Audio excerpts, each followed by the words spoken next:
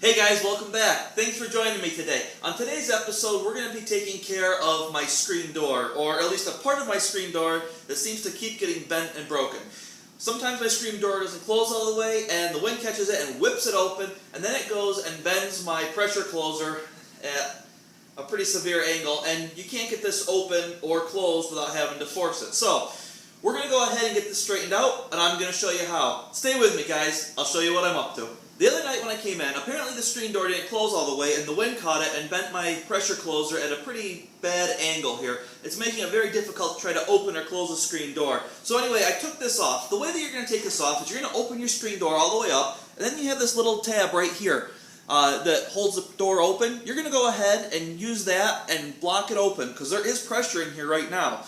Now, we're going to go ahead and bend this back. I'm going to take you over to the workbench and show you how I'm going to do that. There are several ways that we can go ahead and bend this back into shape. The question is, do you have the tool for the job to be able to do it one way or the other? I'm going to show you a couple different ways to bend this back. The first one is going to be going ahead and using the vise. Now as we have this in the vise, as I go ahead and tighten this up, you can see that it's going ahead and pushing it back into shape. So this is one very viable, very easy way to go ahead and get this bent back into shape. For people who don't have a bench vise, let me show you another way. The next way we can go ahead and get this bent back into shape is to use a hammer. There is a great many number of hammers. Any hammer will work, but the question is, what tool is the best tool for the job? You can go ahead and use a standard household hammer and pound it back into shape. You can also use a mechanic's ball peen hammer if you need to go ahead and use that and pound that back into shape. Preferably you would want something that's a little bit softer, like a rubber mallet or a dead blow hammer, that's not going to go ahead and mash the metal, but yet it's going to push it back into shape. So I'm going to show you with my dead blow hammer how I'm going to go ahead and pound that back into shape. Now we're going to go ahead and pound this out flat. We're going to need a solid surface to go ahead and pound on. Most people don't have an anvil, and if you don't have a bench vise to be able to go ahead and squeeze this out, you're going to need something solid to pound on. Now what I recommend, if you don't have something solid, is just a plain chunk of wood. It can be a piece of firewood, a piece of 4x4, anything like that. Just something that you're able to lay this flat across the top, and you can see the arc on it. And switch hands here. Okay, now with that, you're going to go ahead and put it so the arc is up in the air. Now you're going to take your hammer and you're going to hit right on the top of that arc.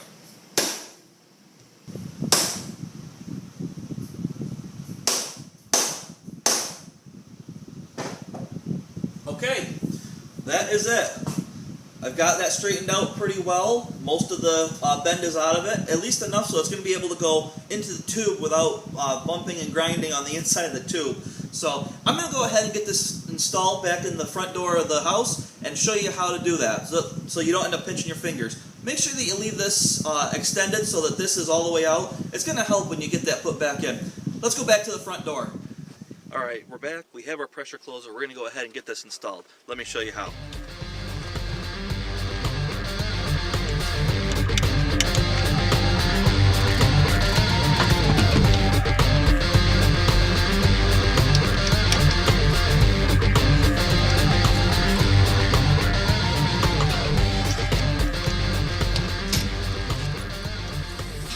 Now if you've taken your pressure closer off of the screen door and it's not pulled out and the rod's not exposed and it's not going to be an easy fix for you, you're not out of luck. Let me show you how to release the pressure on this so that you can go ahead and pull this out.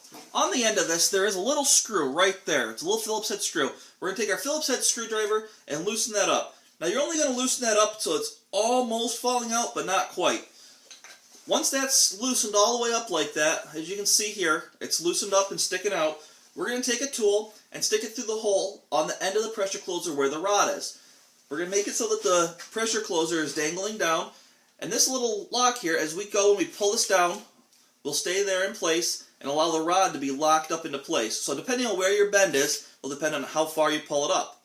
Now there is still some pressure on there, it's a little bit of tension, but it's not quite too bad, so we can go ahead and pull it up. So now we can go ahead and bend this back into shape. If this were my bent one, I'd be able to either lay this on the block of wood or put it in the bench vise and squish it back into shape.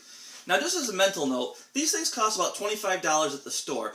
So if you have kids or constantly are forgetting to close the screen door and the screen door is whipping open and bending these out of shape, you're probably going to want to go and try to find some of these. Now me personally, I'm a little bit of a garbage picker, and I go and hoard them. So when I find a screen door sitting out at the road, I stop by and I get the hardware off of it because I know eventually I'm going to need it. So, yeah, it's a good idea to go ahead and just keep one or two of these on hand so that if you don't have time to bend the one back into shape that is on the door currently, you can just go put one of these on and not leave the door flapping in the breeze.